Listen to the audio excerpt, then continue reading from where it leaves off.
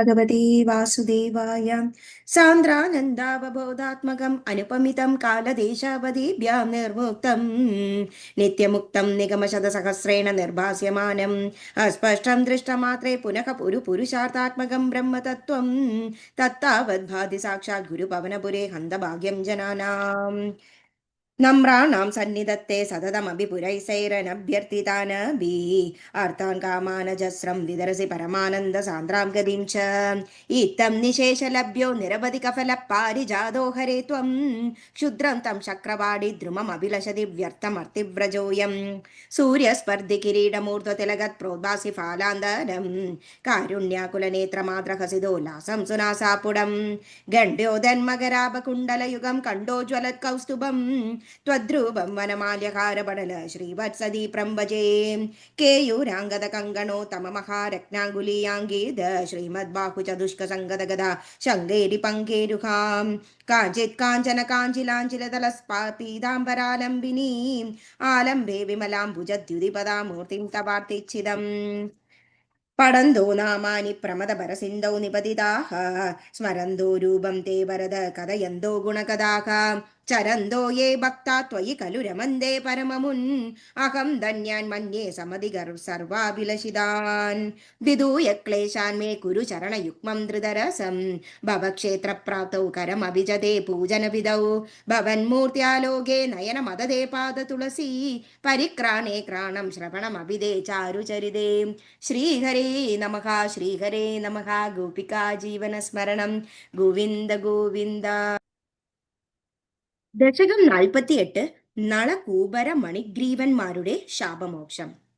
മുദ്രാസുരൗകൈസ്ത്വം ഉദാരസമ്മതൈഃ ഉദീര്യ ദാമോദര ഇത്യഭിഷ്ടുതഃ മൃദുദ്ധരസ്വൈരമുലൂകലേലകൻ അദൂരദോ ദ്വൗ കകുബാബുദൈക്ഷദാഃ കുബേരസൂനുർനളകൂബരാഭിദഃ പരോ മണിഗ്രീവ ഇതി പ്രധാം ഗതഃ മണേ മഹേശസേവാദിഗതഃ ശ്രീയോന്മദൗ ചിരം കില തദ്വിമുഖാവ खेलदां सुरापगायां किल तौ मदोत्कडौ सुरापगायद् बहुयौवदावृतौ विवाससौ केळिपरौ स नारदः भवत्पदैकप्रवणो निरैक्षत भिया प्रियालोकमुपातवाससं पुरो निरीक्ष्याभिमदान्धचेतसौ इमौ भवद्भक्त्युपशान्ति सिद्धये मुनिर्जगौ शान्ति मृदे कुतः सुखं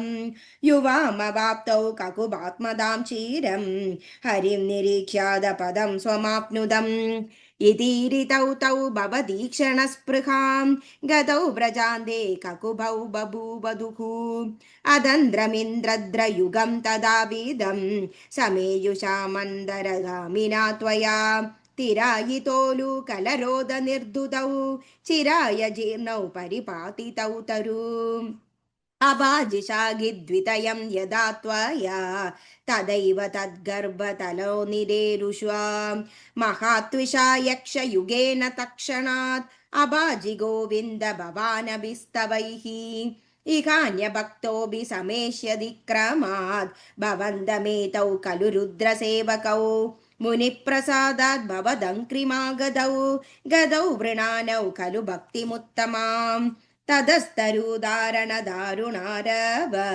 प्रगम्भि सम्पादिनि गोपमण्डले विलज्जितत्वज्जननीमुखेषिणां भ्रमोक्षीणं देन भवान् विमोक्षदाम् महीरुहोन्मध्य गदो बदार्भगो हरे प्रभावाद परीक्षदोऽधुनाम् इति ब्रुवाणैर्गमिदो गृहं भवान् मरुत्पुराधीश्वर पाहि मां गदा.